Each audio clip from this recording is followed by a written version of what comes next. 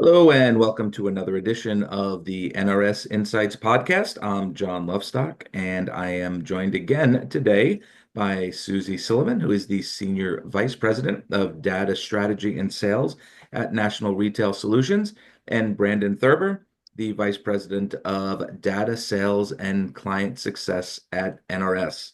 And today we're going to be discussing the NRS January 2025 Retail Same Store Sales Report. Some quick background on NRS. They have expansive reach into retail. As of January 31st, 2025, the NRS retail network comprised approximately 34,000 active terminals nationwide, scanning purchases at more than 30,000 independent retailers. And for the month, NRS processed a whopping $1.8 billion in sales across 119 million transactions at NRS terminals. So if anybody has good data, it is them. And for January, I just looked over some of the numbers. We saw some pretty solid gains on year-over-year sales in same-store year-over-year sales, up 4.7%. Units sold increased, basket size increased, and this is coming out of the holiday season where January could be a bit of a mixed month, right, guys? People saying they're gonna go to the gym and they're not gonna eat their chocolate or drink their beer and do dry January.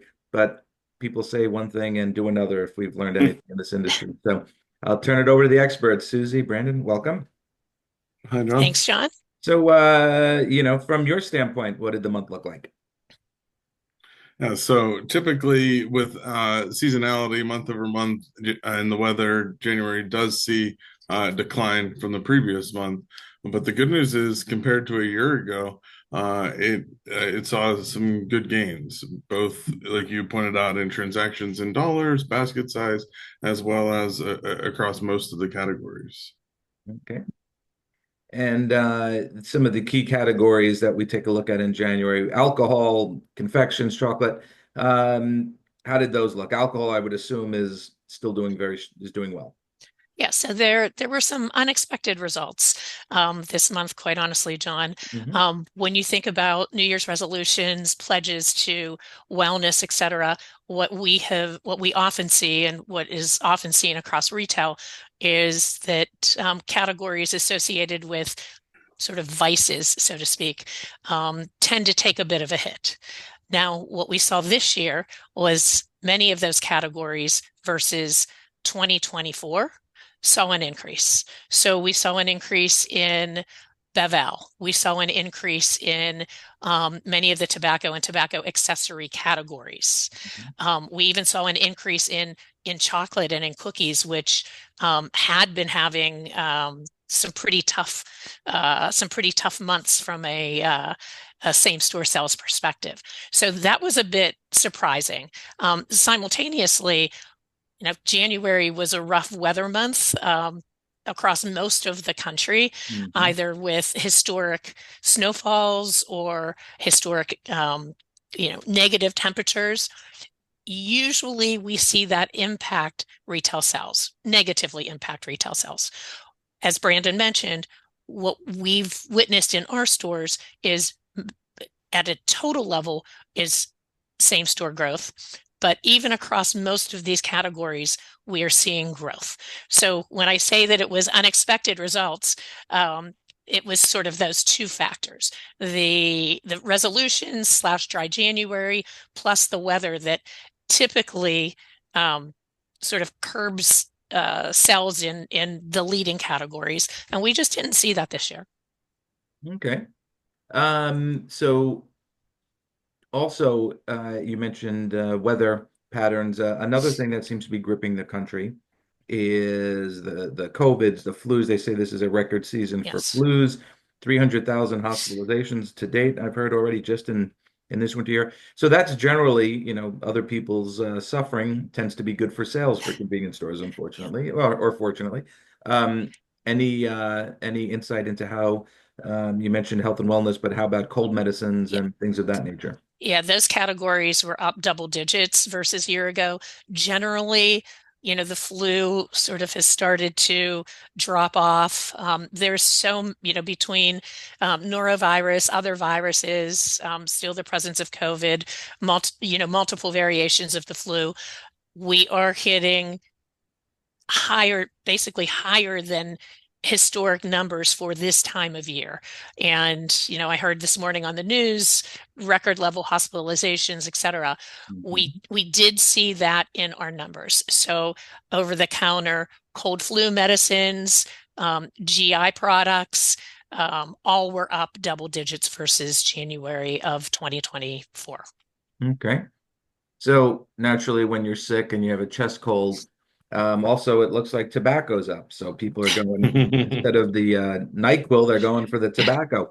But strong numbers on tobacco accessories I saw, and Yep. even traditional cigarettes and other nicotine products. So are you guys surprised that that category still Yeah. remains so strong? Yeah, particularly in January, considering, New Year's resolutions, general overall pledges to wellness. So, yeah, that was a surprise for us. Okay. What we have been reporting on and we have seen is the smokeless category has consistently increased, predominantly being driven by the modern oral offerings that are out there. But, seeing it across the board, with some of the sort of traditional um, cigarettes, cigars, etc., for particularly in January was a surprise.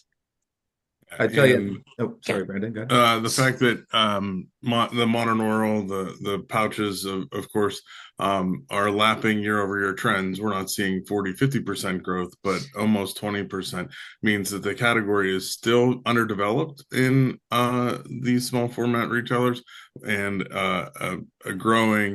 there's growing consumer demand for the product.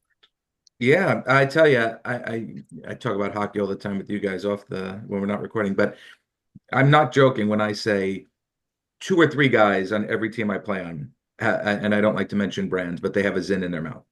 They got they're playing with that. I'm impressed with how that one product has kind of emerged from all the years of hearing vape. And do you remember those knack shows 10 years ago where there was Oreo flavored and peanut butter crunch flavored vapes, and everyone was worried that this was going to be around for long, but they didn't. They were relatively a drop in the bucket compared to the longevity of tobacco in our industry.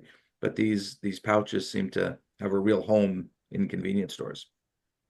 There, there still is a place for vape, however. Okay. Mhm. It's Oh, not that that well, I meant category the has been dissolved and no, I meant the flavors. I was yeah. referring to the crazy flavors, which of course were We, outlawed, but but that has been rolled back. So we may see an emergence of flavors again. really, that would be cool. I missed my my Fruity Pebbles vape, so hopefully it'll come back. Yeah. All right. So yeah, How about I'm I'm sorry. sorry. Go ahead, please. No, I was just gonna make a bad joke, so you have I something was, important yeah. to say.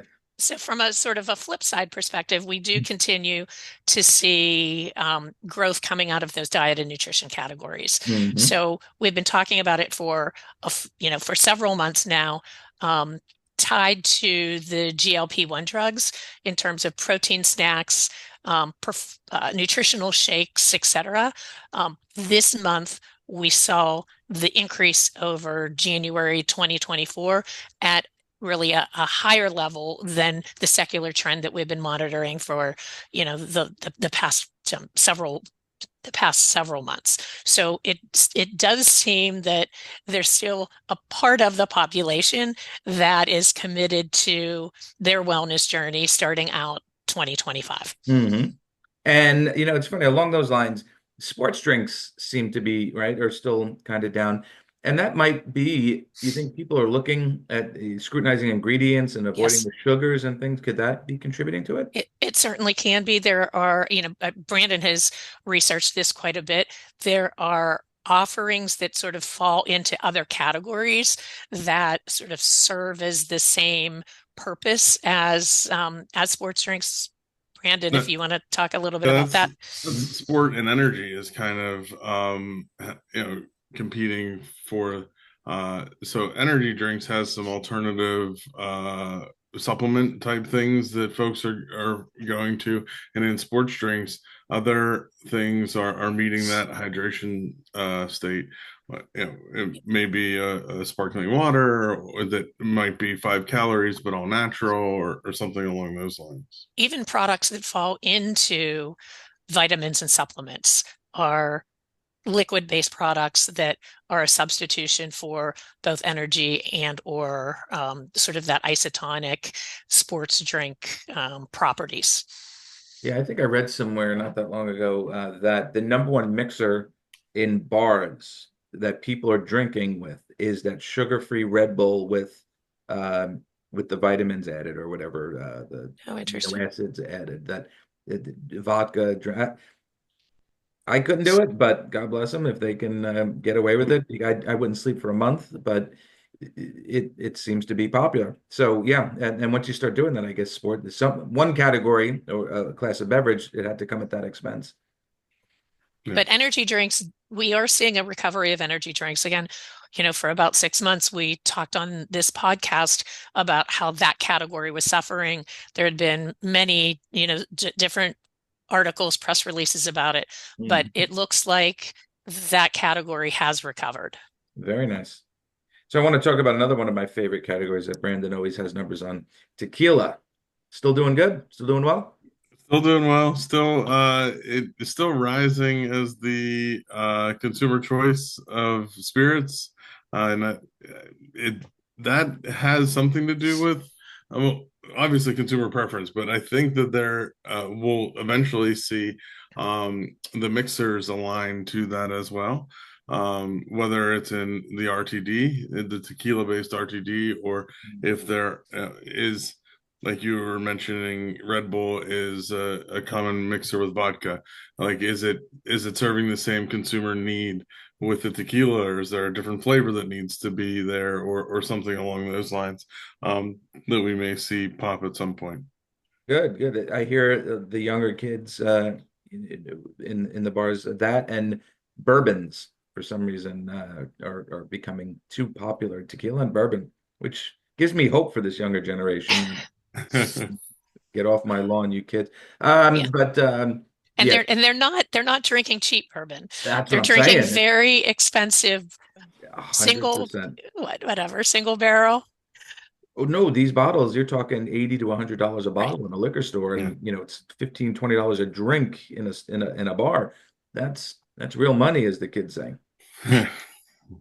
All right, so it just real quick, any on the categories, any other things looking at the data and scanning the data, anything that stands out to you guys, any anomalies or any trends worth noting?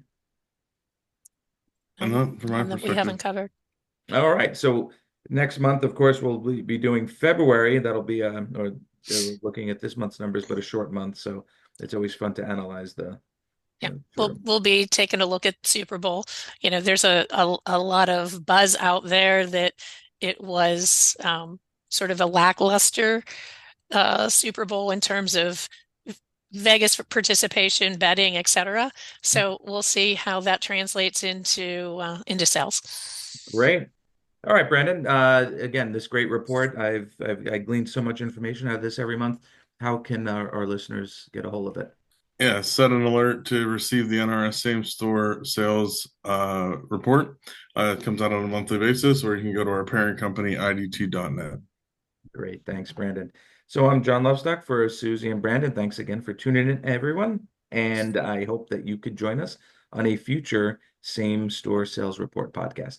Have a good afternoon, everyone. Thanks, John. Thanks.